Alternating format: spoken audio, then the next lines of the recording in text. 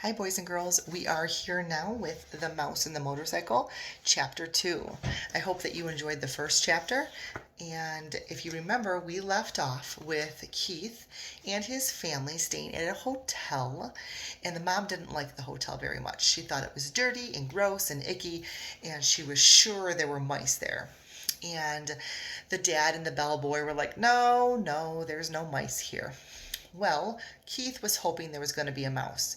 If you remember how it started last time, what happened was Keith was eating an apple. He left the apple core on the top dresser right by his bed, and Mom threw it in the garbage. That's where we left off. And now we're on chapter 2, the motorcycle. Here we go. Except for one terrifying moment when the boy had poked his finger through the motorcycle, a hungry young mouse named Ralph eagerly watched everything that went on in room 215. At first, he was disappointed at the size of the boy who was to occupy the room. A little child, preferably 2 or even 3 children, would have been better. Little messy children were always considerate about leaving crumbs on the carpet. Oh, well, at least these people did not have a dog. If there was one thing Ralph disliked, it was a Snoopy dog. Next, Ralph felt hopeful. Medium-sized boys could almost always be counted on to leave a sticky candy bar wrapped on the floor or a bag of peanuts on the bedside table, where Ralph could reach them by climbing up the telephone cord. With a boy this size, the food, though not apt to be plentiful, was almost always good quality. All right, so we have a mouse named Ralph who does live there. The third emotion felt by Ralph was joy when the little boy laid the apple core by the telephone. This was followed by despair when the mother dropped the core into the wastebasket. That is like a garbage can. Ralph knew that anything at the bottom of a metal wastebasket was lost to a mouse forever. A mouse lives not by crumbs alone, and so Ralph experienced still another emotion. This time, food was not the cause of it. Ralph was eager, excited, curious, and impatient all at once. The emotion was so strong it made him forget his empty stomach. It was caused by those little cars, especially that motorcycle and the p-p-p-p sound the boy made. That sound seemed to satisfy something within Ralph, as if he had been waiting all his life to hear it. P-p-p-p-p-p went the boy. To the mouse the sound spoke of highways and speed, of distance and danger, and whiskers blown in the wind. The instant the family left the room to go to dinner, Ralph scurried out of the mouse hole and across the carpet to the telephone cord, which came out of a hole inside the floor. "Ralph!" scolded his mother from the mouse hole. "You stay away from that telephone cord."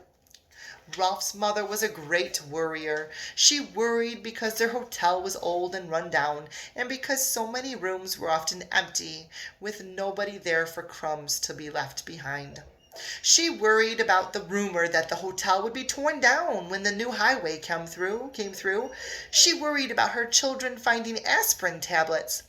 Ralph's father had tried to carry an aspirin tablet in his cheek pouch. The aspirin dissolved, and Ralph's father was poisoned.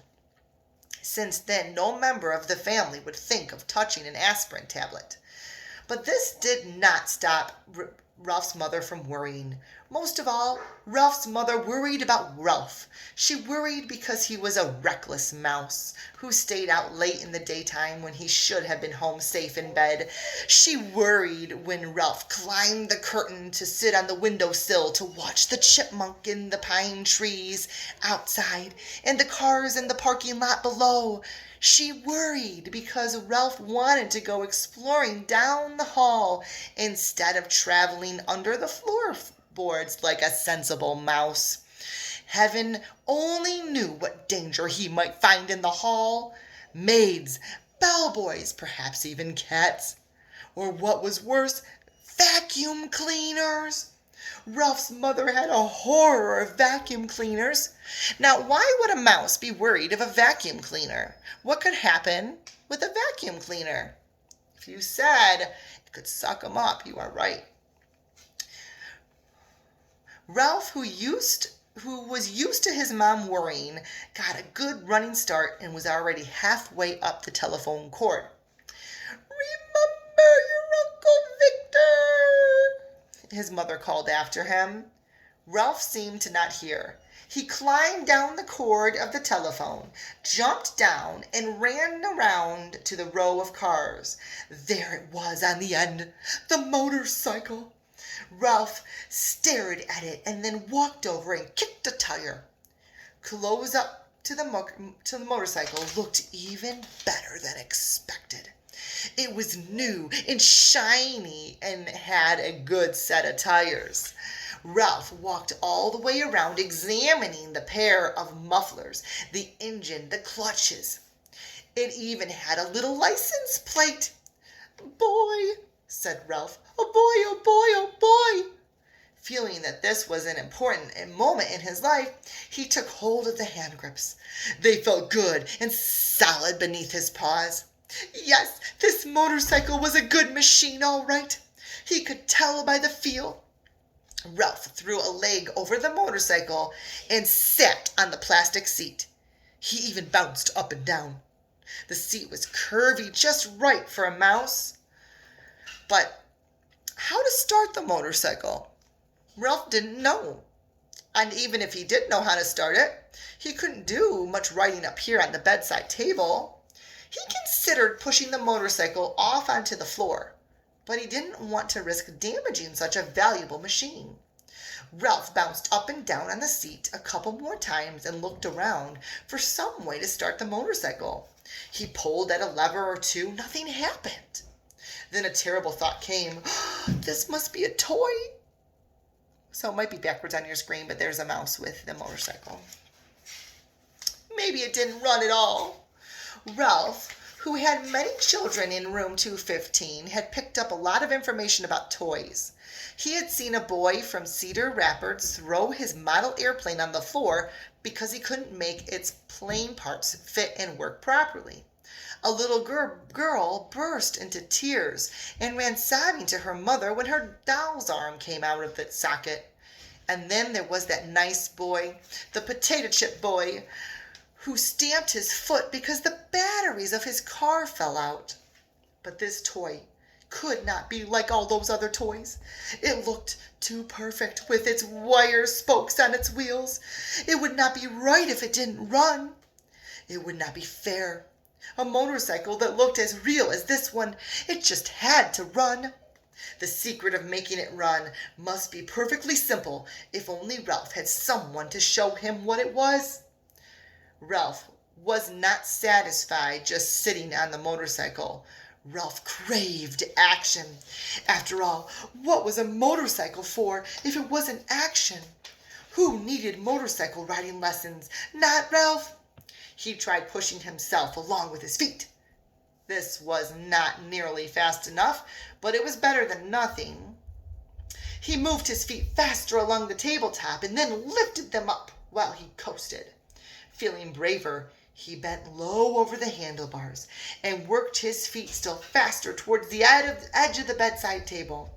When he worked up a little speed, he would coast around the corner. He scrambled to his feet on the tabletop and gained momentum. In a split second, he would steer to the left. At that moment, the bell on the phone rang, half a ring, so close that it seemed to pierce the middle of Ralph's bones. It rang just that half ring, as if the girl at the switchboard realized she was right in there. Oh my! That half a ring was enough. It shattered Ralph's nerves and terrified him so that he forgot all about steering. It jumbled his thoughts until he forgot to drag his heels for brakes. He was so terrified he let go of the hand grips. The momentum of the motorcycle carried him forward over the edge of the table. Down, down, down tumbled Ralph with the motorcycle. He tried to straighten out, to turn the fall into a leap, but the motorcycle got in the way. He grabbed in vain at the air with both paws. There was nothing to clutch, Nothing to save him, only the empty air. For a fleeting instant he thought of his poor Uncle Victor. That was the instant the motorcycle landed with a crash in the motorcycle waste basket. Ralph fell in a heap beside the motorcycle and lay still. Okay, so that's the end of that chapter. We know that there is, in fact, a mouse. We know his name is Ralph, and he has a mother that is also a mouse that worries very much about him. We know that he is playing with the motorcycle. He wants to ride the motorcycle. He tries, and it's not working right now. And at the end of the chapter, he falls into the wastebasket or the garbage can. We're going to find out what happens in the next chapter. If you have a minute to draw something that you can remember from this chapter, draw it and be ready to share it with me later. Bye, guys.